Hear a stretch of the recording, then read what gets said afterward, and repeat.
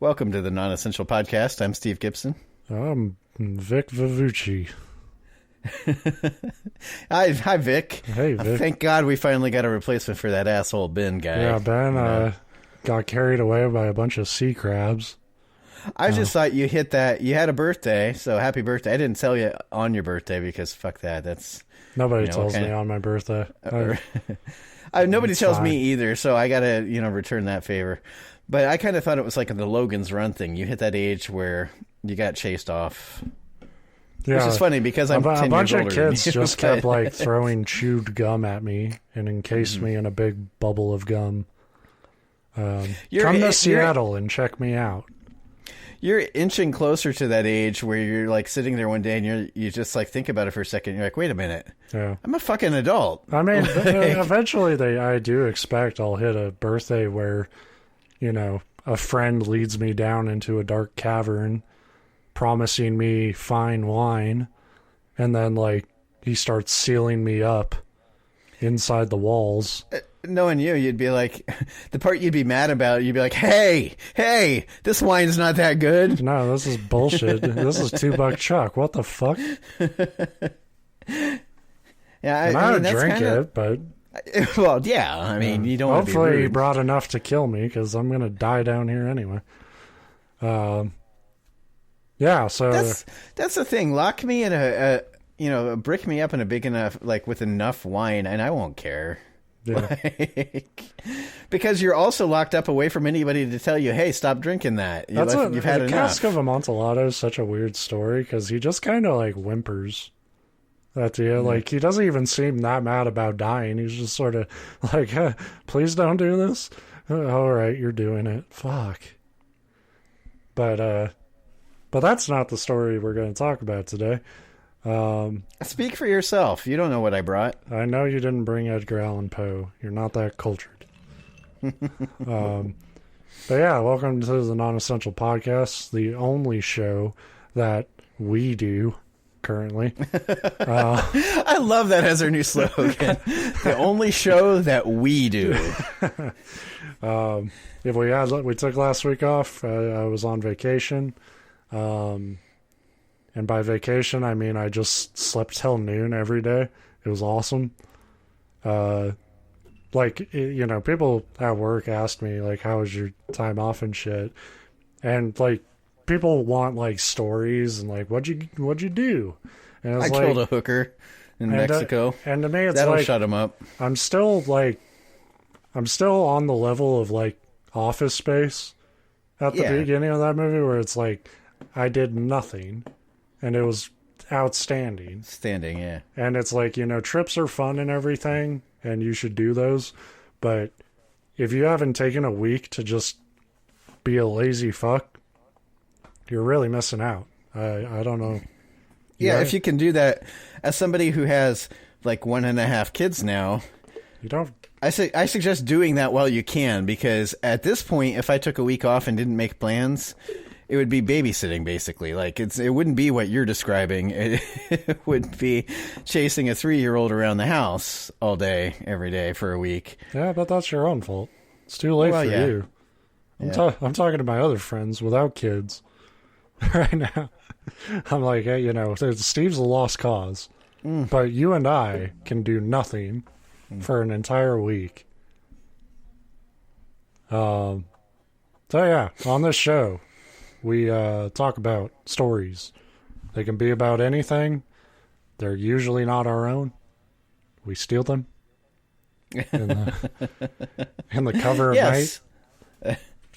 We sneak into your homes and look for stories. Take your best stories. That would be a pretty interesting show. So this is about Dominic in Arizona. Hey, Dominic. Yeah. Not only wouldn't that be insulting, we break into people's homes, steal their stories, and then pan them on the show. Yeah. This story sucks. I can't believe how he handled that actual situation. What a dumbass. So I suppose it's my turn this week. Great. So I did what we always do when you have extra time for a topic, and that's a creepypasta. Well, wasted, yeah. Yeah. It's sort of a creepypasta. It's yeah. To be fair, an extra week is not like that ain't going to prep. I'm going to do even if it's not a creepypasta, I'm going to give you 2 days at most worth of research. Because, I'm not being cited here. I hope not. I hope no, like, college kids are using us for reports. I kind of hope that they are. Because that would be funny. There'd just be a ton of F-bombs. So yeah, I've got a creepypasta-ish story. Spooky pasta. But before that, I've got like a better story, but it's not long enough to make the whole show. And this is a real story that happened to me during the break. So Sundays, I don't know if we talked about it on the show or off the show, but I've been working out football off the show. Yeah, a lot. Yeah. Now I've been for the past like 2.5 months or so. I've been working out 6 days a week, and then the 7th day, Sunday, I take off.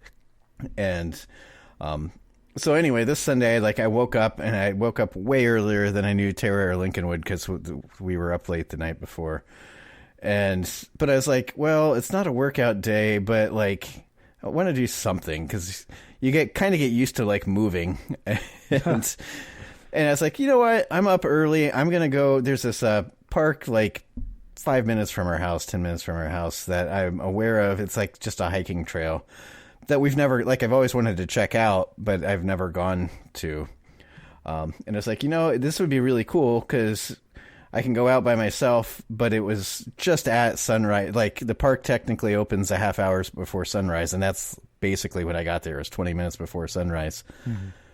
So, I park, and of course I'm the only car there. And it's just it's like a 1.8 mile trail, but it goes up this real steep hill. And you gave up and went home. Yeah, I should have. It's like, oh, fuck, a hill. Yeah. So, and it was one of those things like you underestimate. You're like, this will be kind of cool because it's like kind of like a night hike, but I should be able to get up to the top of this hill by like sunrise, and that might be pretty cool. It was a night hike. It ended up being a fight hike. Fight hike. A fright hike. The first rule about fight hike is wear comfortable shoes, but don't talk about them. Show me your shoes. I head onto the trail, and in the woods before sunup, it's pretty fucking dark. So you like immediately realize that you underestimate how creepy it is to be in the middle of the woods in the complete dark by yourself. I would like, it's creepy, but I would be more, it's not like ghosts. It's like, I'm thinking like there could a fucking bear. Oh yeah. No, 1,000%, because you do hear stuff moving because shockingly a lot of woodland creatures are nocturnal. There's a bear. Yeah, that would be pretty shocking where I'm at. They're few and far between. But, pretty quickly, like I said, it was only 20 minutes before sunrise, and it kind of started to get brighter and whatever. But I'm not familiar with these trails, and there's really no maps because it's just I thought it was like a single loop, but it was almost like a figure 8 of loops. And you get up to the top of the hill and whatever. That's pretty uneventful. It was a pretty tough fucking hike because it was a pretty rugged trail, especially in the dark and muddy, and pretty steep. But so that was all cool. And then you come down, and I'm just like, well, I assume if I continue walking around this loop, I'll eventually get back to the parking lot, and I want to check out the rest of this place. So I'm walking, and like you're just kind of twisting around in the woods, and at one point I'm like walking, and I look up ahead, and there's this like other person on the trail up ahead, and I'm like, well, that's, I didn't expect to see anybody else out here, but I'm out here. Why shouldn't anybody else be out here? But I get to like fucking big mistake, dude. Like every Oh, serial killer we've talked about, it's like, it gets starts better. with some freak on a trail. It gets better. So I'm looking, and it's like, because the guy's, like I can see him, but I'm not super close yet. I'm probably like 80 to 100 yards away.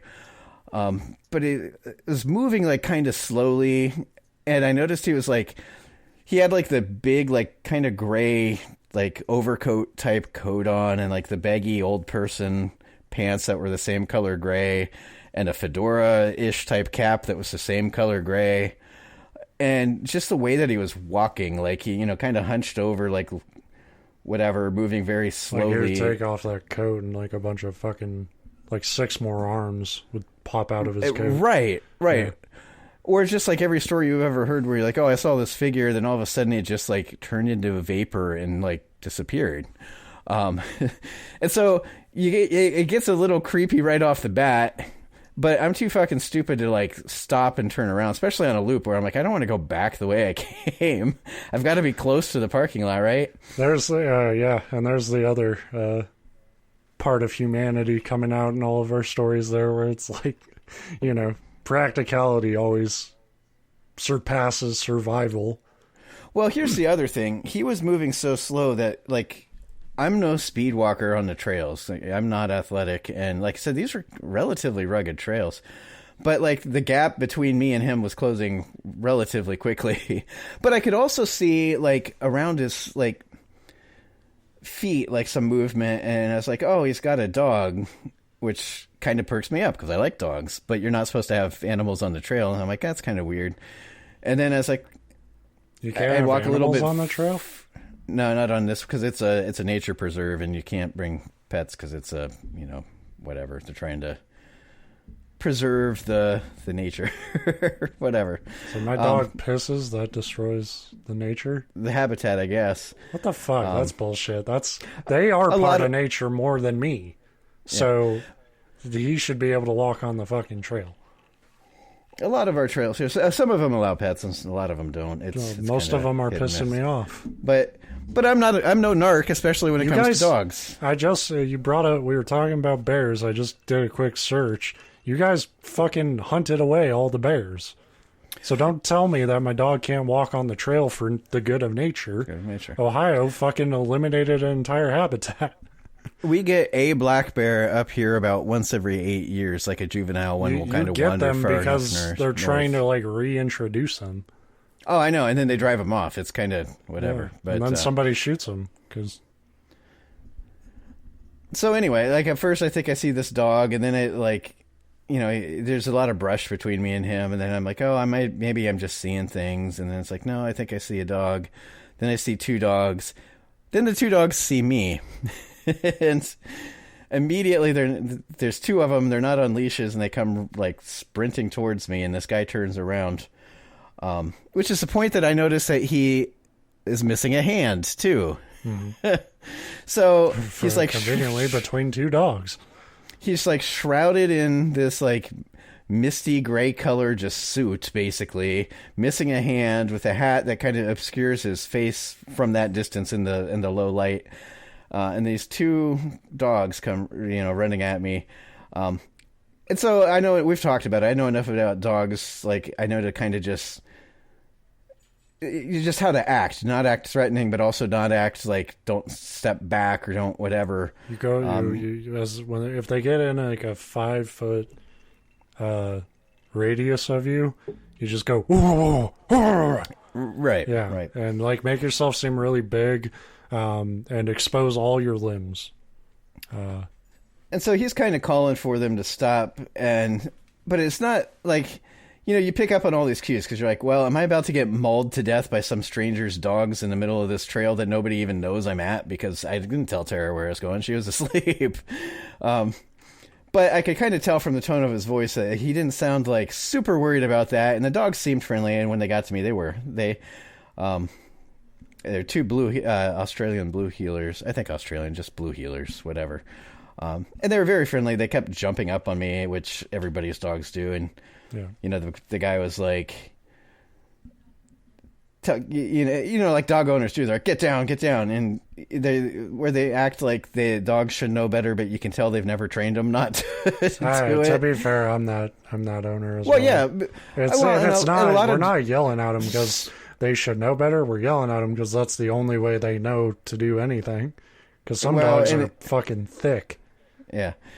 And it's one of those, like, it's fine. I don't love when dogs, like, jump up on, they were decent sized dogs. They weren't big enough that they were going to, like, knock me over. I guess they could have if they really both wanted to, but they weren't like ginormous dogs. I think they're probably about 40 pounds, 35, 40-pound dogs. They were just being friendly too, and that was cool because I got to pet them. But just like, you know, he's out there in the middle of nowhere with these dogs, and like I said, it was kind of weird because when he got closer, I could see he had to be like almost 80, if not in his 80s. He's got these two dogs in this trail that like I'm kind of having trouble traversing parts of it. But, you know, you don't think too much of it at that point. It's like, there's this dude and this dog. And I didn't look at him that much. I noticed he was missing a hand, like I said, which was a little creepy when you, like, get to, like, strangers in the woods. But I was more distracted by the dogs, you know, between both petting him and trying to kind of push him back down off me when they would jump up. And so, you know, you'd pet the dogs for a little bit and just whatever, I think. I was like, oh, yeah, they're nice, you know, dogs, blah, blah, blah. And he's like, well... You have talked a lot about petting the dogs. Yeah, well, that's the best part of the story. But so that took so long. But anyway, so, like, finally it's like, okay. He's like, well, you're walking faster than me, so you go on ahead because, you know, whatever. And it's like, okay, fine. And I leave. But eventually, like, you're winding through these trails, and... It took me actually a while to find my way back to the car because there was a couple extra like auxiliary loops. So you'd see a turn and you'd be like, oh, it's got to be this way. And then it would just be this like half-mile loop and you end up back with no other exits off of it. And you get back to where you got on and you're like, well, I guess this was for dicks that want to see nature or something. I don't know. But then I like eventually get back to the path. There's one path leading to one, you know, parking lot. You know, that's all this park / hiking trail is. And it's a really sandy like path at that point. And like I'm walking out and I notice like my footprints are the only footprints in the sand. And no dogs, no other people's footprints. And I get to the parking lot and there's no other cars there, just mine. And it's like, huh. And so like... Your mind's still playing that, like, did I just meet a fucking ghost? That was probably some dude who jumped into the woods. Yeah, well, I assume it was some guy that lives, like, probably next to it, because there's, you know, it's not like suburbia next to it, but there's houses in the area. But I was curious enough that I got home and I'm like, I looked up this park and I'm like, ghost stories. And like, oh yeah, there's supposedly a ghost that like walks the trail between there and this other road. And it's like, cool. Was that a ghost?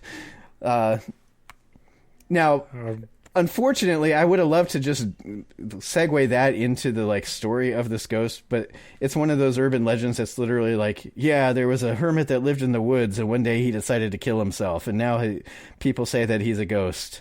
And it's like, okay, all right, and like the only like kind of twist to it is that they're like, oh, they say he dug his own grave and then pinned a note to his chest and that said something like, please bury me, you know, here or whatever, and then shot himself.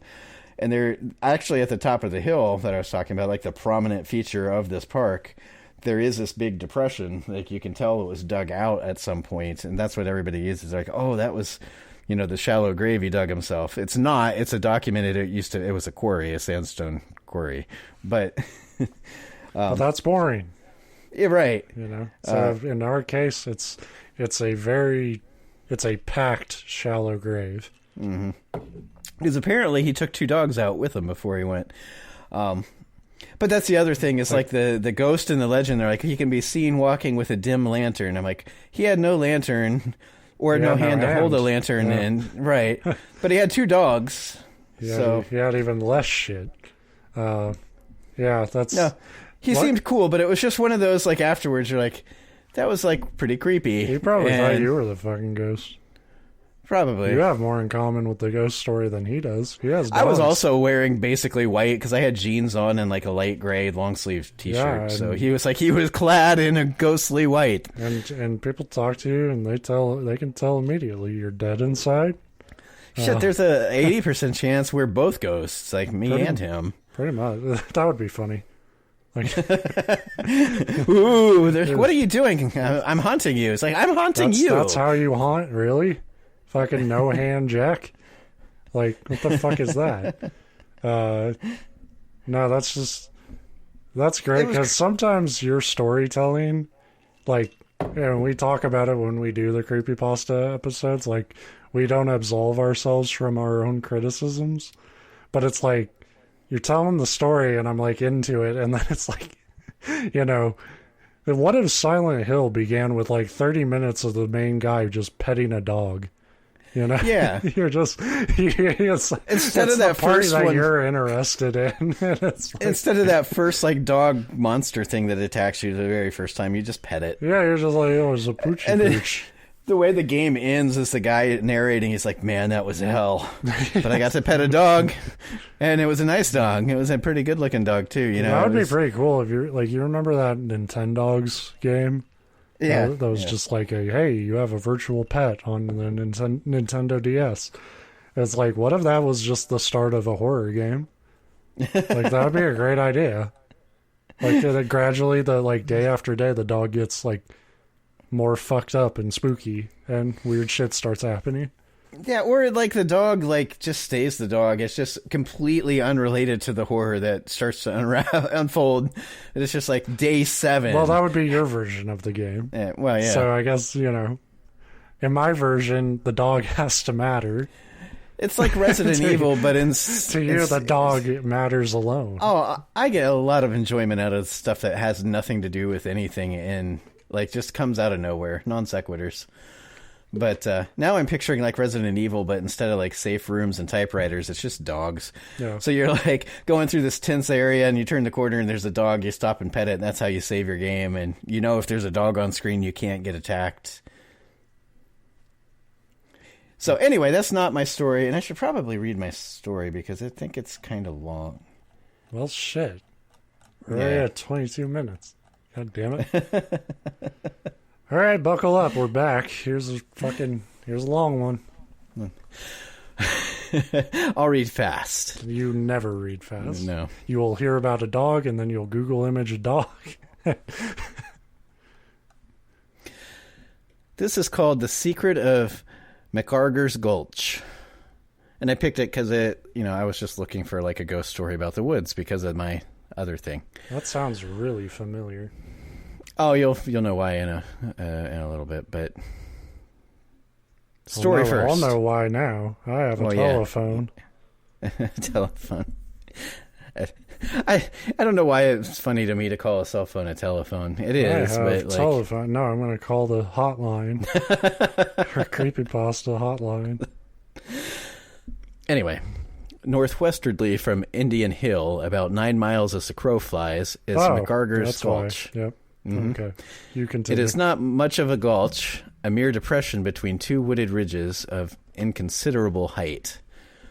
From its mouth up to its head, for gulches, like rivers, have an anatomy of their own, the distance does not exceed 2 miles, and the width at the bottom is at only one place more than a dozen yards. For most of the distance on either side of the little brook which drains it in winter and goes dry in early spring, there is no level ground at all. The steep slopes of the hills, covered with an almost impenetrable growth of manzanita and chimasal, whatever that is, are parted by nothing but the width of the water course. Chimasal is like a rival shaving cream for Barbasol.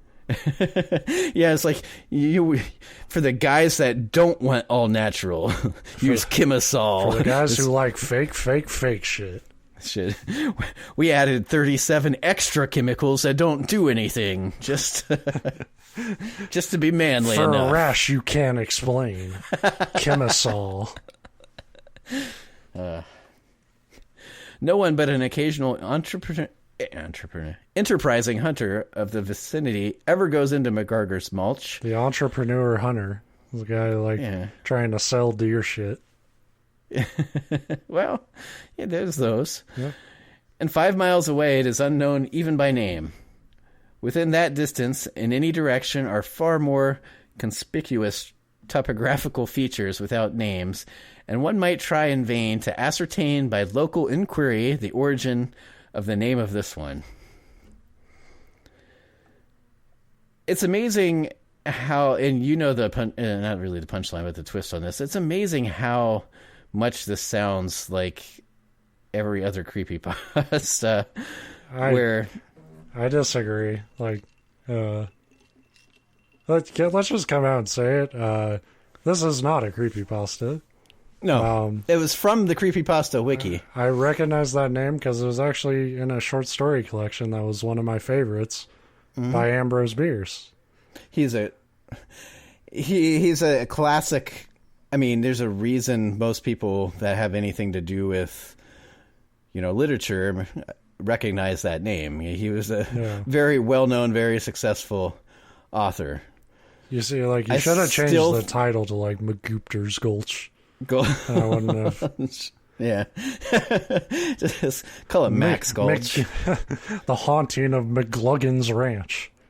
I should have called it McDonald's Gulch, and then it would be about Ronald, and we'd be circling around to our very first creepypasta we ever did. Yeah, let's just take classic horror stories and turn them into bad McDonald's creepypastas. I don't know what you mean about bad. Features. Bad's relative. I think it would be great. I'm going to probably start paraphrasing some of this because it's a good story, but if you signed up to do it, okay, fine. If you're not right, I'm fine with that. Considering I'm also drinking whiskey while reading this, I think I did pretty good for that first paragraph. It's a very poetic. I mean, he was a poet, so that was what I was going to say. Is like creepypastas didn't use language like this. I've seen mostly because they don't have to. I've seen a few where people are trying to sound smarter than they are. But he was from a time where like you were paid for floaty word after floaty word. Well, he was probably literally paid by the word, so you've had everything. Yeah. But also, if you aren't familiar with him, I want to say it was like the 1860s is when he was. Yeah, I think they're older. He's 1890s maybe. It's old timey. If it sounds old timey, it's because it is. Yeah, it's like it's not powdered wigs, but wearing a suit and mustache. That's all you need to know. And racism, I guess. Charlie Chaplin, basically. But yeah, he's Charlie Chaplin. Not a lot of people know it. About midway between the head and the mouth of MacArger's Gulch. I hate that he picked it could be like MacGruger's Gulch or MacArthur's. MacArger is just like the weirdest. MacArger. It sounds like he got kicked in the nuts. Yeah. MacArger. MacArger. MacArger. He's Scottish. The hill on the right as you ascend is cloven by another gulch, a short dry one, and at the junction of the two is a level space of 2 to 3 acres, and there a few years ago stood an old board house containing one small room. How the component parts of the house, few and as simple as they were, had been assembled at the almost inaccessible point is a problem in the solution of which there would be a greater satisfaction than advantage. And I don't even know what the fuck that means. Like, I love the collection this story was in, but you're reading it is reminding me why, like, even by 1800s writing standard, it's like, what the fuck did you just say? Like, that was so many goddamn words that I know it's a simple thought, but I can't put it together because I'm not even drinking, and I'm like, what the fuck was that? It was like a 5-line sentence that I think says it's weird There's that they got a weird house. That's all it needs to say. I'm not sure how they got it there, but I get why they did it, like something like that. It's fucking literary padding. It's illegal. He's going to jail. Possibly the creek bed is a reformed road. It is certain that the gulch was at one time pretty thoroughly prospected by miners, who must have had some means of getting in with at least pack animals carrying tools and supplies. Their profits, apparently, were not such as would have justified any considerable outlay to connect MacArger's Mulch with any center of civilization enjoying the distinction of a sawmill. Like, and So basically, this is an out-of-the-way place that prospectors checked out and were like, nah. And if the listener is feeling like, I hope they're getting the auditory version of, like I did, and I know you've even recently, relatively recently, like we've read a lot of like classical literature, and there's a lot of great stuff in there, but it's absolutely, depending on the time period, that total... I just read 3 pages and I didn't process any of it. Right. And now I got to go back like 5 pages to try to understand it again. Because you just get mechanically like comprehending the words, but you're not putting them together. Well, and to be fair, because some of this is old-timey phrases, I'm not even mechanically comprehending some of these words. True. So, yeah. I mean, 2022 USA, we haven't had a Gulch in 50 years. And now I know more about Gulches than I have in my entire life, and it's still nothing because I don't understand it.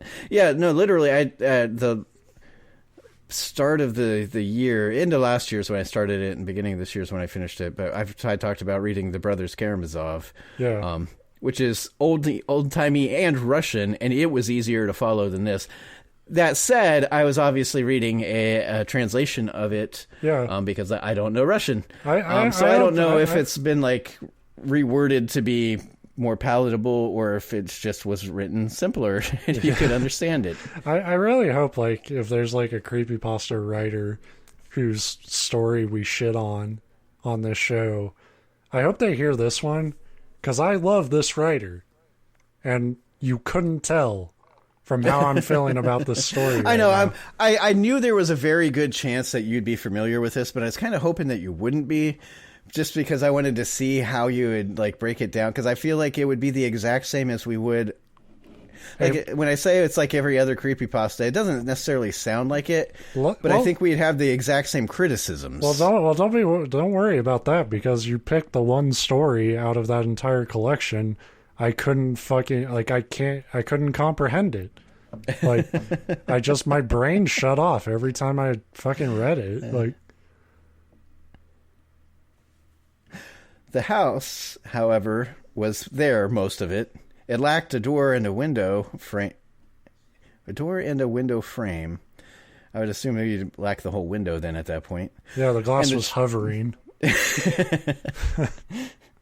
And the chimney of mud and stones had fallen into an unlovely heap. So not a lovely heap.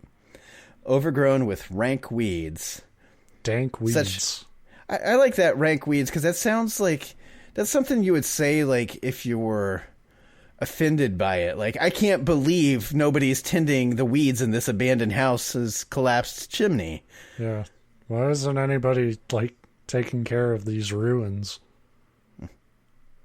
But you might be right. He might have said, like, maybe he wrote dank weeds, and the editor, like, he was way ahead of his time. Or dank weed. The house was full of skunk weed. Yeah. And the editor, like, didn't understand because he wasn't, hip with the lingo. And he's like, oh, he must have meant rank weeds. And Ambrose was too high to give a shit. He was like, yeah, man, rank them. I rank this one 10 out of 10. You like how I did 15 pages of the dictionary and I just jumbled the words and sold it to you? By the word, man. Man, dictionary's so cool. Such humble furniture as there may once have been, and much of the lower weatherboarding, had served as fuel in the campfires of hunters, as had also probably the curbing of an old well, which at the time I write of existed in the form of a rather wide but not very deep depression nearby. One afternoon in the summer of 1874, I passed up MacArger's Gulch from the narrow valley into which it opens by following the dry bed of the brook. I was quail shooting and had made a bag of about a dozen birds by the time I reached the house described, of whose existence I was until then unaware. All right. After rather carelessly inspecting the ruin, I resumed my sport, and having fairly good success, prolonged it until near sunset, when it occurred to me that I was a long way from any human habitation. Too far to reach one by nightfall. But in my game bag was food, and the old house would afford shelter if shelter were needed on a warm and dewless night in the foothills of the Sierra Nevada. It's not the time period. They have words like society and stuff, but he phrases it human habitat. Like, fucking Christ. Well, that's the thing, too. He spends 2 paragraphs describing this crumbled down house. He's like, and then on this day, I came across this house, which until then, I was unaware of its prior existence, but it existed priorly. Hence, you came across it. That's what the first part meant. Whoever, edited this shit and paid him per word, you got ripped off. You could have fucking cut half the words out. And then he's doing that thing, too, that I always pick out, where it's like, instead of naturally weaving in the important clues, he's like, oh, it'll afford shelter. If I need shelter in such a warm, dewless night in the Sierra Nevada on the northwest region where I am currently at, it's like, nobody talks that way. I am fond of solitude and love the night, so my resolution to, quote, camp out, and it literally is in quotes for some reason, was soon taken, and by the time that it was dark, I had made my bed of boughs and grasses in a corner of the room, and was roasting a quail at the fire that I had kindled on the hearth. The smoke escaped out of the ruined chimney, the light illuminated from the room with a kindly glow, and as I ate my simple meal of plain bird and drank the remains of a bottle of red wine, which I love that when you're going hunting in the woods, you're like, I need supplies, a knife, a gun, wine. I mean, that's true, though. I mean, people go fishing and make sure there's beer, even though it's going to be 4 a.m. God, that's what my next topic will be. I'm going to retell this story, but I'm going to write it from a modern perspective. Be like, as I ate my Jack Link's jerky, a 5-minute story, and drank the remains of my bottle of Busch Light. Yeah, as I drank my bush far away from any human haberdashery. From the bottle of red wine, which had served me all the afternoon in place of water, which the region did not supply. So the region supplies wine, though? You're like, oh, fuck, another wine spring. I need some water in this. Wine Gulch. Right. Magical place. I experienced a sense of comfort, which better fare and accommodations do not always give. Bullshit. As much as I like being out in nature and that kind of stuff, there is a point where you have to go to bed and it sucks. Well, and he says that better accommodations can't match that. It's like, you know what? As much as I like that, throw me in a penthouse suite in Vegas and give me anything off the menu that I want. That is going to be better than sitting on my ass in a ruined house in the woods. Well, I mean, we can say that, and I agree with you. But there's a YouTube guy who just goes stealth camping, and stealth camping means trespass. For those of you who don't know, and he'll just camp in in one video he was camping on a fucking mountain of garbage, and he's always doing these 20-minute videos he's cooking canned sausages and yeah, this is really nice. Yeah, again, he can say that that's what he wants. That's his favorite thing in life, all he wants. Throw him in a posh hotel with room service and every comfort that they offer. I guarantee you this guy would still light up a propane fucking stove. Probably burn the fucking place down to feel like home. Man, there's a bottle of Cristal right in front of you. Why are you drinking your piss? I love it, man. Yeah. It's sanitary. Or not sanitary, that's the wrong word. It's very unsanitary. Right.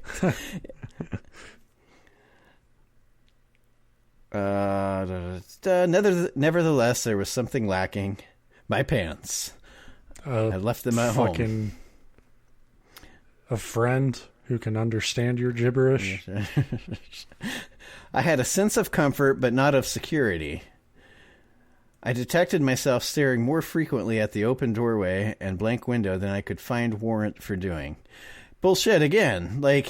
If you're out by yourself in the woods, right, Like, you should never ever take your eyes off of the two openings into the house that you're... Yeah, it's a very old-timey way of, like, saying, like, oh, that must be my imagination. It's never your imagination. No. But I completely agree with that sentence, just from my thing. It's like, I get it. You're out in the woods, and even if it's not in the dark, but by yourself, there's something, like, very peaceful and, like, adventurous and nice about that, but you don't feel secure because fucking Bigfoot could show up at any minute, that asshole.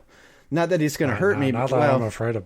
Bigfoot is not on my radar. The only reason I'm worried about that is I owe him money, and I don't have it right now. And I think he's losing patience with me. Yeah. But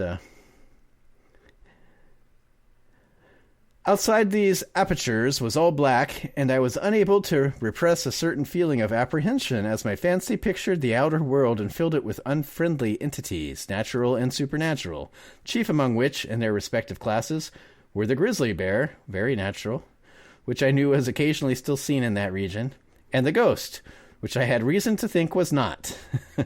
I do like that wording. Unfortunately, our feelings do not always respect the law of probabilities, and to me that evening, the possible and the impossible were equally disquieting. See, that's why I like this old-timey stuff, and it's probably butchering it having me read this out.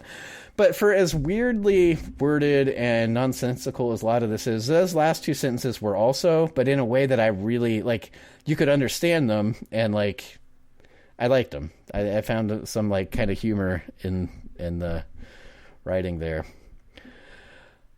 Everyone who has had experience in the matter must have observed that one confronts the actual and imaginary perils of the night with far less apprehension in the open air than in a house with an open doorway.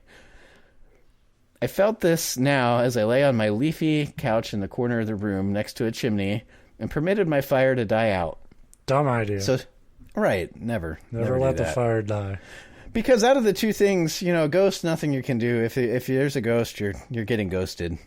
But if there's a grizzly bear, they don't particularly love fire. Like, you'd have a chance of using the fire as a word. I mean, that's a thing where it's like, some animals are drawn to the fire.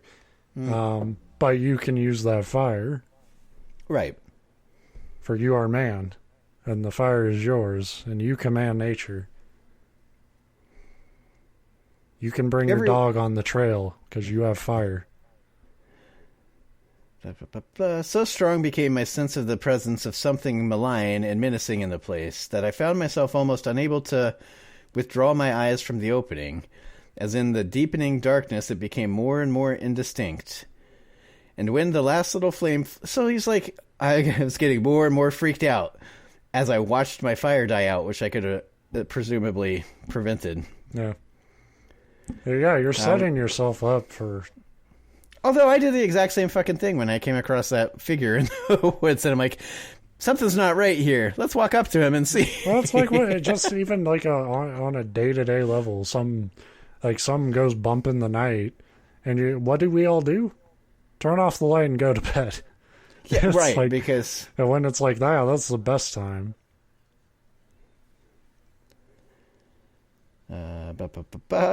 Oh yeah. Oh, this next line. When the last little flame flickered out, I grasped the shotgun which I had laid by my side and actually turned the muzzle in the direction of the now invisible entrance. Probably a good idea. I suppose. My thumb on one of the hammers, ready to cock the piece. My breath suspended, my muscles rigid and tense. So this is a story of how a camper blew the head off of another hunter who just happened to cross. You're never going to find a more perfect ingredient for murder than a scared guy alone in the woods. With a gun, yeah. But later I laid down the weapon with a sense of shame and mortification. What did I fear and why? This guy's really dramatic. What am I thinking? I, to whom the night had been a more familiar face, that of man, I, in whom that element of hereditary superstition from which none of us is altogether free, had given to solitude and darkness and silence only a more alluring interest and charm. Is he Batman now? This is the origin story, yes. Fucking monologue. I was unable to comprehend my folly, and losing in the conjecture the thing conjectured of, I fell asleep. You probably could have cut that last 2 paragraphs out and just said, I came to my senses and fell asleep. And then I dreamed. For I was in a great... I am, I will be, forsooth hath. Verily doth dark times ahead. I was in a great city in a foreign land, a city whose people were of my own race with minor differences of speech and costume, yet precisely what these were I could not say. My sense of them was indistinct. The city was dominated by a great castle upon an overlooking height whose name I knew but could not speak. So he's in a Lord of the Rings now. I walked through many streets, some broad and straight with high modern buildings, some narrow, gloomy, and tortuous, between the gables of quaint old houses whose overhanging stories, elaborately ornated with carvings in wood and stone, almost met above my head. It's a fucking goddamn crafting show. It's like, what a nice pot. Yeah. I sought someone who I had never seen, yet knew that I should recognize when found. My quest was not aimless and fortuitous. It had a definite method. I turned from one street into another without hesitation and threaded a maze of intricate passages, devoid of the fear of losing my way. So basically he's having a dream, like most of us have dreamed, where... Yeah. It's like none of it is stuff that's ever actually existed, but in the dream you just, like, understand whatever. Yeah. Presently, I stopped before a low door in a plain stone house, which might have been the dwelling of an artisan and the better sort, and without announcing myself, entered. The room, rather sparely furnished, the light by a single window with the small diamond-shaped panes, had but 2 occupants, a man and a woman. They took no notice of my intrusion, a circumstance which, in the matter of dreams, appeared entirely neutral. They were not conversing, they sat apart, unoccupied and sullen. The woman was young and rather stout, with fine large eyes and a certain grave beauty. My memory of her expression is exceedingly vivid, but in dreams one does not observe the details of faces. About her shoulders was a plaid shawl. That is funny, though, because it's like, that's exactly how, you know, you wake up, you're like, oh, there was this person, they had a plaid shawl and they were stout. And it's like, yeah, cool, but I don't face remember the like? details. It's like he's like you're describing the details, man. The man was older, dark, and with an evil face made more foreboding by a long scar extending from near the left temple diagonally downward into the black mustache. Though in my dreams it seemed rather to haunt the face of as a thing apart. I can express it no other way. That's the problem. He's got brain damage. He's like, I'm trying, guys. I just can't express this in any way that makes any fucking sense. I'm sorry. I just have to use the floatiest fucking words to describe a guy has a scar. And he was spooky. The moment that I found the man and woman, I knew them to be husband and wife. What followed I remember indistinctly. All was confused and inconsistent, made so, I think, by gleams of consciousness. It was as if 2 pictures, the scene of my dream and my actual surroundings, had been blended, one overlying the other, until the former gradually fading disappeared, and I was broad awake in the deserted cabin, entirely and tranquilly conscious of my situation. I don't know if you've ever had dreams like that, but I have, where, like, you keep, like, kind of half waking up, and then, like, you're still in the dream, though, and it gets to the point where, like, I'll be in the dream questioning if I'm still dreaming or awake. Like, I think that's something that not everybody's had. What do they call that? Where I do that thing a lot in dreams, where I realize I'm dreaming, and then you can just kind of, like... lucid dreaming? Yeah, there you go. But lucid dreaming's cool. Lucid dreaming mixed with that shit where you're half awake, half asleep, and you don't know which you are. That's just it's fucking delirium. trippy. Yeah. Right.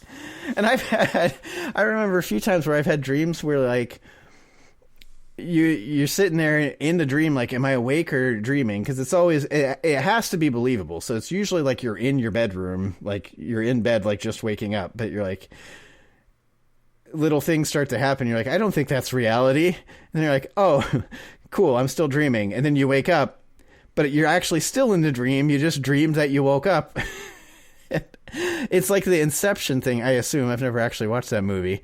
Like, I've had where there's like 4 or 5 layers of waking up. So when you finally do actually wake up, you're like, God damn it. I'm so exhausted. Am I... Yeah. Anyway. So it sounds like that's kind of what he was talking about there. I'll take your word for it. Like I said, I'm like losing brain comprehension. Like I can't stick with this shit. It's a haunted house. How did you fuck that up and make it boring?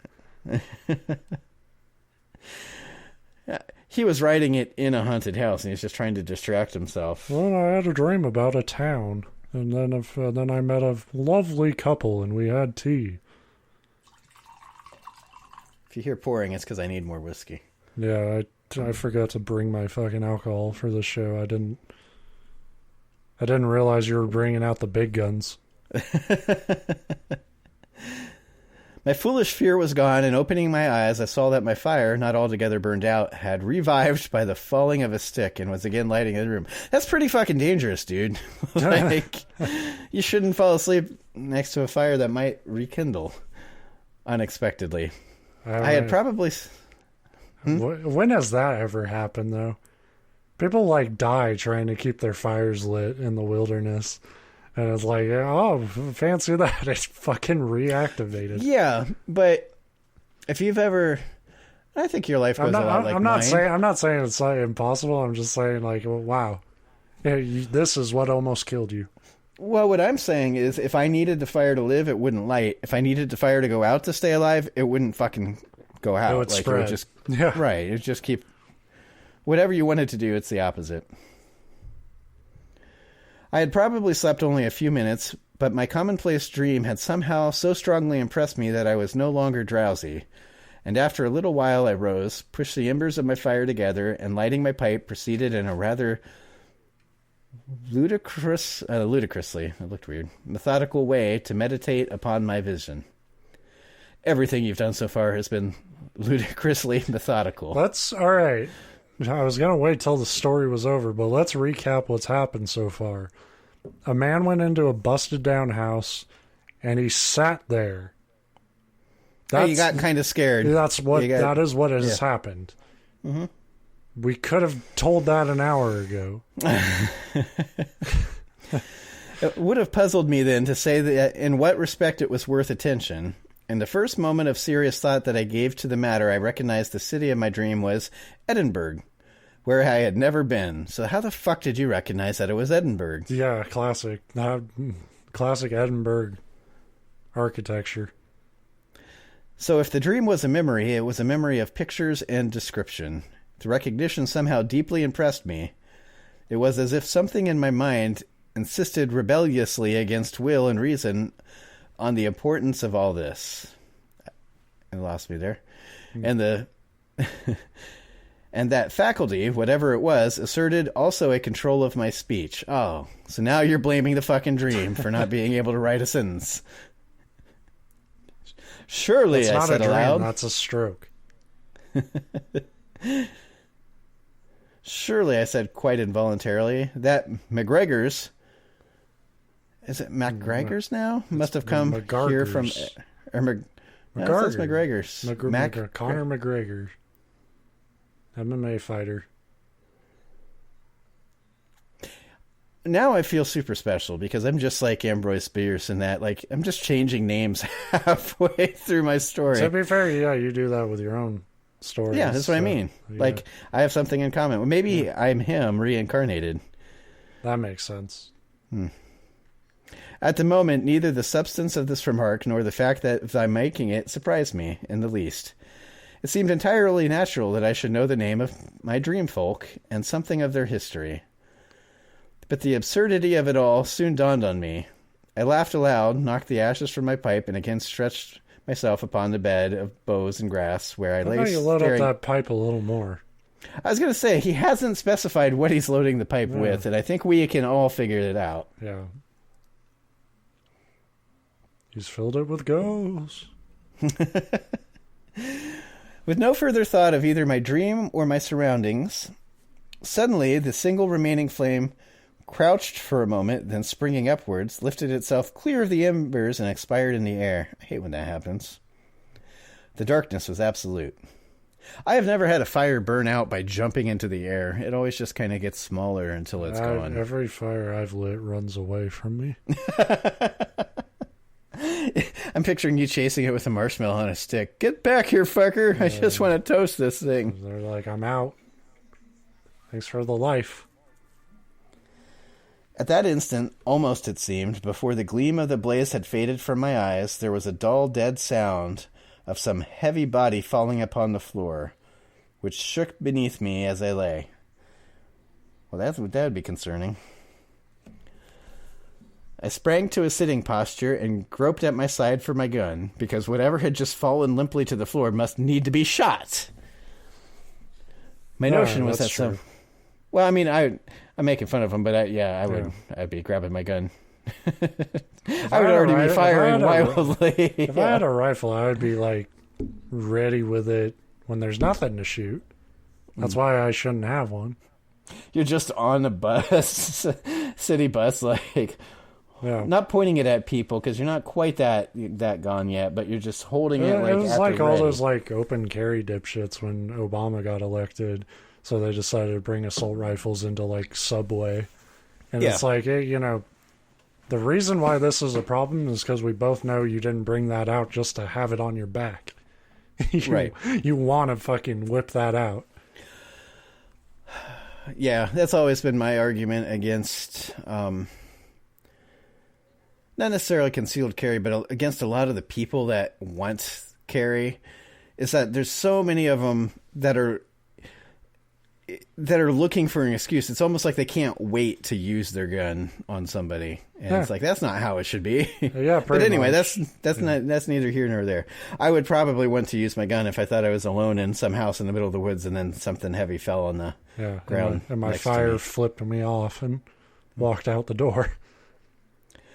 My notion was that whatever's coming in is so terrible that the fire's like, yep, I'm out. Dude, this place is haunted, you idiot.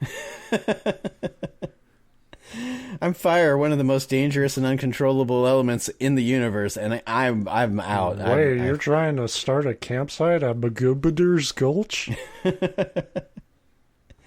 Greg MacArger's. Some wild beast had leaped in through the open window. While the flimsy structure was still shaking from the impact, I heard the sound of blows, the scuffling of feet upon the floor, and then, it seemed to come from almost within reach of my hand, the sharp shrieking of a woman in mortal agony. So horrible a cry I had never heard nor conceived. That's my woman in incredible agony. It's terror every time she wakes up next to me and remembers that we're married. That's you. That's what you sound like. Yeah, that's true. That's why that guy's dogs came running over to me. It isn't because they were friendly. It's because when I saw them, I screamed such a high-pitched scream. It was like a dog whistle. They were like, hey. Like, ow, dude. Fortunately for me, to avoid embarrassment, it was so high-pitched that he couldn't hear it, but the dogs sure did. Yeah. Shrieking of a woman in mortal agony. So horrible a cry I've never heard or nor conceived. It utterly unnerved me, which, as it probably should in this circumstance. I was conscious for a moment of nothing but my own terror. Fortunately, my hand had now found the weapon, and I began firing wildly into the now. And the familiar touch somewhat restored me. I leaped to my feet, straining my eyes to pierce the darkness. The violent sounds had ceased. But more terrible than these, I heard at what seemed long intervals the faint, intermittent gasping of some living, dying thing. You could probably... never mind. As my eyes grew accustomed to the dim light of the coals in the fireplace, I saw the shapes of the door and window looking blacker than the black of the walls. Next, the distinction between wall and floor became discernible, and at last I was sensible of the form and full expanse of the floor from end to end and side to side. Nothing was visible, and the silence was unbroken. Maybe it was all that wine you drank instead of water, then. Don't blame the wine for this. With a hand that shook a little, the other still grasping my gun, I restored my fire and made a critical examination of the place. There was nowhere any sign that the cabin had been entered. My own tracks were visible in the dust covering the floor, but there were no others. I relit my pipe, provided fresh fuel by ripping a thin board or two from the inside of the house. I did not care to go into the darkness out of doors, and passed the rest of the night smoking and thinking and feeding my fire. Not for added years of life would I have permitted that little flame to expire again. Some years afterwards, I met in Sacramento a man named Morgan, to whom I had a note of introduction from a friend in San Francisco. Dining with him one evening at his home, I observed various trophies upon the wall, indicating that he was fond of shooting. It turned out that he was, and in relating some of his feats, he mentioned having been in the region of my adventure. "Mr. Morgan," I asked abruptly, "do you know a place up there called MacArger's Gulch?" MacArger's? He jumped up and started giving me the Heimlich. You mean MacArger's? I know it well. "I have good reason to," he replied. "It is I who gave to newspapers last year the accounts of the finding of the skeleton there." I had not heard of it. The accounts had been published, it appeared, while I was absent in the East. "By the way," said Morgan, "the name of the gulch is a corruption. It should have been called MacGregor's, my dear." He added, speaking to his wife, "What? Where the fuck did the wife come in?" So he came into MacArger's. Yeah. The wife of MacArger. Bride of Gergerger. "Mr. Eldelson has upset his wine." That was hardly accurate. I had simply dropped it, glass and all. Well, that probably upsets the glass because you murdered it. "There was an old shanty once in the gulch," Morgan resumed, "when the ruin wrought by my awkwardness had been repaired." Oh, my awkwardness in reading that. But just previously to my visit, it had been blown down, or rather blown away, for its debris was scattered all about, the very floor being parted, plank from plank. Between two of the sleepers still in position, I and my companion observed the remnant of a plaid shawl, and examining it, found that it was wrapped about the shoulders of a body of a woman, of which little remained besides the bones, partly covered with fragments of clothing and brown dry skin. But we will spare Miss Morgan. After already describing the corpse, he added with a smile. The lady had indeed exhibited signs of disgust rather than sympathy. "It's necessary to say, however," he went on, "that the skull was fractured in several places, as by blows of some blunt instrument, and that instrument itself, a pick handle still stained with blood, lay under the boards nearby." Mr. Morgan turned to his wife. "Pardon me, my dear," he said with affected solemnity, "for mentioning these disagreeable particulars.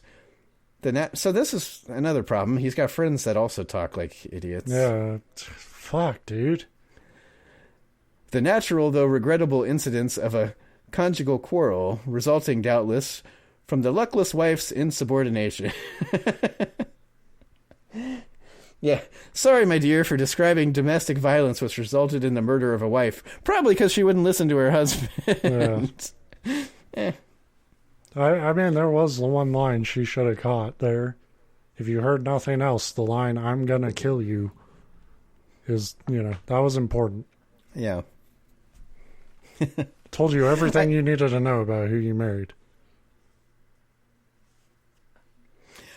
"I ought to be able to overlook it," the lady replied with composure. "You have so many times asked me to in those very words." I thought he seemed rather glad to go on with his story.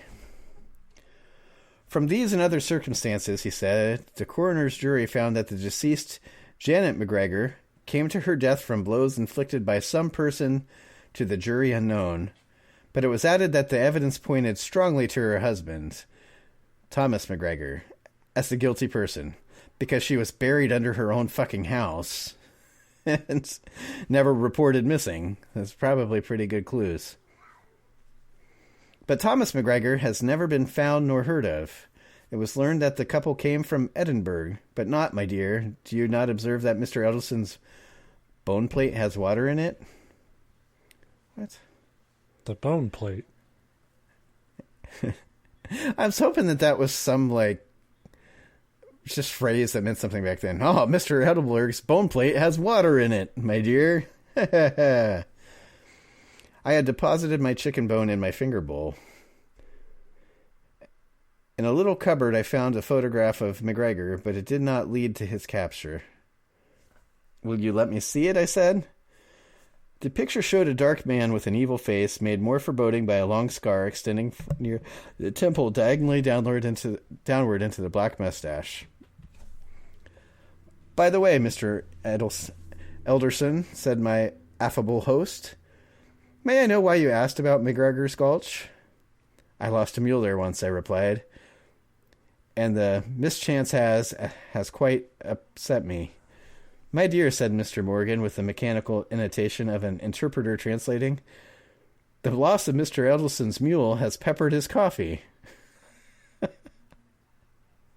The end. I hate that fucking story. I love that it ends basically on an identical line to that other story I read forever ago, when it was like, it ended with something like, some inside there was a fucking meme joke. Yeah, and the phone said blue man phone. Blue man phone. But I'm going to use that, like, next time a customer, like, say Mr. Smith calls and he's all pissed off, I'll like, make sure he can overhear me, but I'll, like, yell into Tara and be like, oh dear, Tara, it appears Mr. Smith's mule has peppered his coffee. It's just a story just packed with that fucking bullshit that, like, well, it must have been 3 Tuesdays past when I verily hopscotched into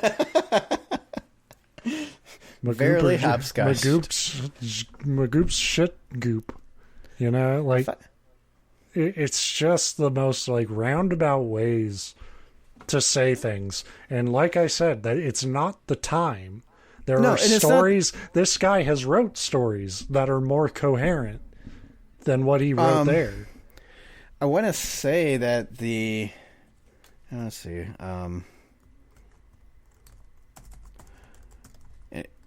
I don't know why I'm keeping everybody in suspense while I Google this, but it's about the same time. I was thinking, though, the ones, like, kind of the time period I immediately thought of was Sherlock Holmes stories. If you read the original Sir Arthur Conan Doyle's Sherlock stuff, I mean, it's got some, period speak, stuff from the time, but they're pretty easy to follow for the most part. And the thing is, it's not a bad horror story, especially considering, like, when it was told, because it's kind of tropey now. Then it wouldn't necessarily have been. Yeah. But it's a story that could have been told in one page that you could, like I said, it sounds like he got commissioned for, like, a magazine piece, or, like, it's got to be 4 pages long. And he's like, fuck.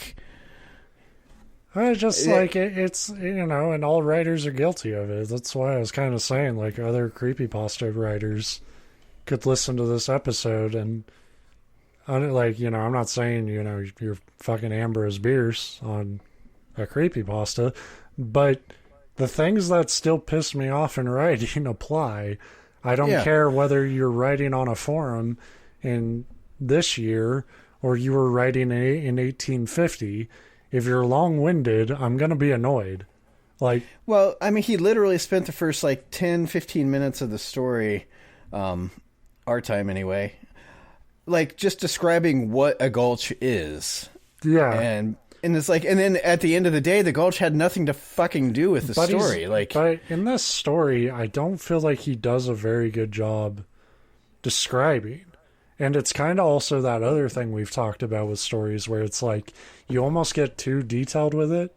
Like, I don't think he articulated the details too well, but he does so much of it that I can't even imagine the setting anymore, because you're not giving me any wiggle room. You know, it's like I'm kind of getting a vague outline of a fucked up house.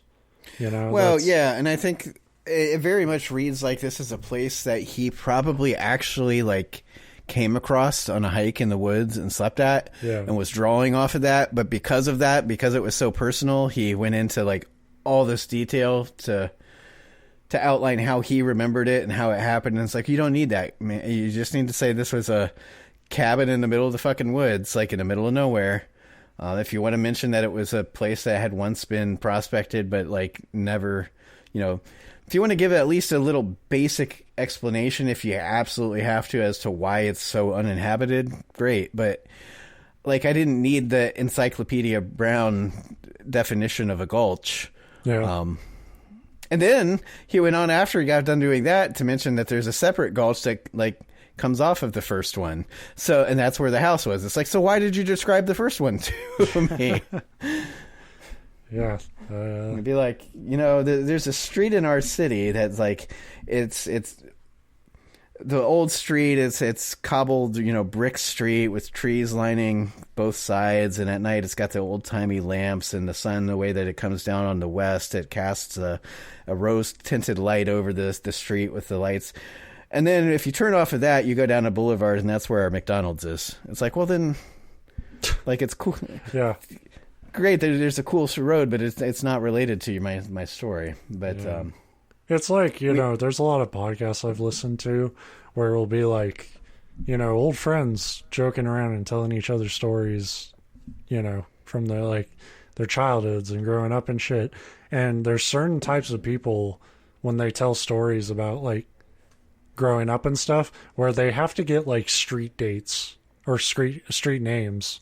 Sorry, like they have to get those completely accurate. And I'm like, anyone listening to your show does not care. Like, just there was a street and it connected to a weird street. Just say that and move on. Also, that immediately identifies you to me as one of those people. I've got streets. Our old house. I don't know streets. I know the street I live on, and I recognize everything else by where Taco Bell is in relation to it. You know, like, our old house. There was one route. I lived like 10 blocks from my office, and you'd all go through like the it's not really a development. It was just, you know, the residential area, whatever. I drove the same route to work from my old house every day for almost 15 years. And on the way to work, there's a one-way street that goes to the office. And on the way home, there's a one-way street that goes back to the house. To this day, I know the names of the two streets after 15 years, but I couldn't tell you which one is which. I don't know which one heads north and which one heads south. Yeah. It's like, I don't pay that much attention when I'm on a road. Like, I physically know where I'm at. So yeah, it's weird when you have to get, and it's not only like, I'm pretty sure it was Cedar off of Poplar, you know, near the intersection. It was probably in the 1500s block. It's like, nobody fucking cares. It was by Duncan's Boulevard, and it's like, you know, 10 people in that neighborhood are like, yeah, that. You know, and like the other fucking million people listening to these shows are like, get to the fucking point, please. Like, in fairness, and you know this, I proved it at the start of this episode. If I'm trying to tell a story like that off the cuff without like writing it down, I'm extra bad about that. I am not a natural storyteller. I mean, everybody is, but there's a difference between. You know, I give the shows and stuff shit. There's a difference between off the cuff trying to put a story together and this guy got paid for it. You know, like, presumably. I actually don't know that for sure. Somebody got paid for it. Like I said, I bought the book. Well, that's true. Well, anymore, and I double checked this before because I didn't realize it was him until like I had skimmed through it and I'm like, yeah, this fits what I'm looking for. I clearly didn't read it close enough because I would have been like, I've been like, yeah, oh shit, I got to read that. But then I got to the end and I'm like, oh, I should go look and see if there's an author. And I'm like, yes, it was written by one Ambrose Bierce. Fuck. Like, and then I was like, well, let me check. And it's out of copyright. It's public domain now. So I was like, all right, I'm sticking with it. Well, but No, it's cool because I'm glad, like, having it read to me reaffirmed how I felt. Like, I just felt kind of dumb trying to read it myself because I'm like, I'm trying, man. I'm trying to go with you on this, and it's boring. And then, like, well, I think that's having the it read to problem. me, I'm like, actually, yeah, it is boring. It's like, he's a great writer. He's a classic. He's a legend in it. But this sucks. I think the problem is as indirect as a lot of his phrasing is, and his wording and style is in this. A lot of that is stuff that I actually enjoy from older works. Like you mentioned it in the show, and what I've talked about it. I really like older literature. I was going to say, like, some of my favorite books are also guilty of the same dialogue sort of structure. But the good ones, the problem is not the structure in and of itself. That's always going to make it difficult because it's just not the way that we talk It's now. just inherent. It's inherently adding, like, fluff to thoughts. Right, but when you use that, when it's inherently adding fluff, and then there's no... if it's going in a direction where it matters to the story, it's like, well, it's fluffy, but we'll just call that, like, colorful. Yeah. This is fluff that goes nowhere. And so, like, this is the, like, 47 pillows that you always hear about on sitcoms being thrown on a bed that they're not functional. Yeah. It'd be one thing... But no, he is I'm not, like, intimately familiar with his works. I couldn't, like, sit here and name his stuff, but I've read stuff before and I like him. Yeah. I think he is a good I'm actually author. inspired. I think I might bring another one next week. And Bring this a will good just, one so we and can this will compare just and contrast be the them. Ambrose Bierce podcast. We're the Amboys now. Yeah. But the reason, like, after I realized it was him that I ultimately stuck with it was because it had so many of the things that we complain about in creepypastas. I did like that because it's like, yeah, it happens, and it again reinforces when we do talk about other stories on this show, we're not being like this person's shit or even that they're a bad author. We're just pointing out, like, this is Even some of the the stuff best do this shit. That's the... Oh, hell, I grew up... One of my favorite authors growing up, although I think he turned out... he's dead now, so I guess I can talk bad about him. And I don't know the details. But anyway, Michael Crichton. I liked Michael Crichton's stuff. It started, of course, with Jurassic Park. I read the book before the movie, I think, or right after it. And once I read that, I was hooked, and I read all of his books, and I loved them. He is so fucking bad about... because he got very technical with his writing.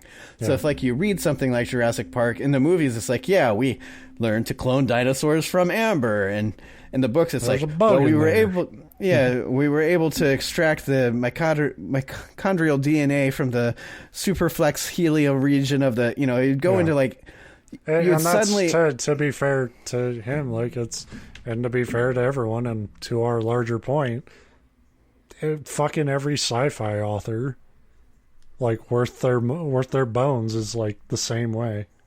And it didn't detract from the stories. I loved them. But I admit, you'd get to those sections and you'd kind of speed read through them because they had nothing to do.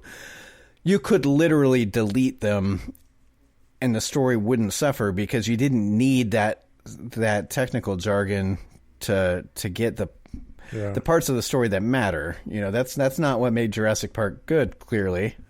But, maybe there's something to it. Like, maybe that story, like, you can say it now because you've read it and you've seen the movie to compare it to, but, maybe, like, that first three people reading it needed that weight. You know? It's tough and it's subjective, like... Well, that's the thing, like too. I said, I don't need that many details for you to take me where you want to take me. And I would prefer if we just, like, got there, rather than you fucking dragging me through the muck of, like, I don't need to know what every brick looked like, just... You hear that, ladies? If you want to ask Ben, I guess, or gentlemen, whoever, if you want to ask Ben, he doesn't need a lot of details. He just needs you to get him there. So yeah, just grab him and put him in your car and drag him to that would Applebee's. be a good dating profile bio.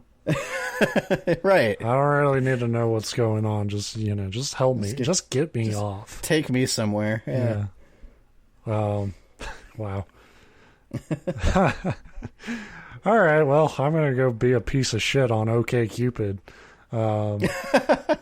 I still think that from what I've seen, like, people posting, like, well, I'd say people, women specifically, because they're the ones that always post, like, look at, like, this is what the guy's message was, his profile. I think that would still put you in, like, the top 10. Yeah. Like, yeah.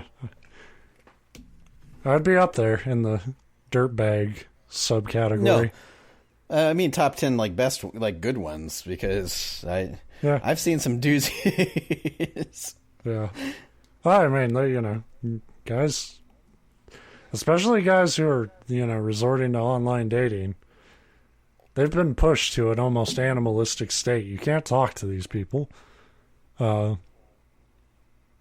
we'll do that show one day, the special event where Ben does the deep dive into online dating. But that's another time. When we get bored of this, we'll just start catfishing people. That's our show. Pretty much. I mean, I'll be legit. I'll tell you everything about who I am, and you'll run. Yeah. Anyway, this is an hour and a half show. That's it. We're making up for lost time, I guess. Sorry, Ben. You get a vacation. Yeah, completely fucking up the whole idea of a break. We'll be back next week with another thing. Gulch. MacArger's.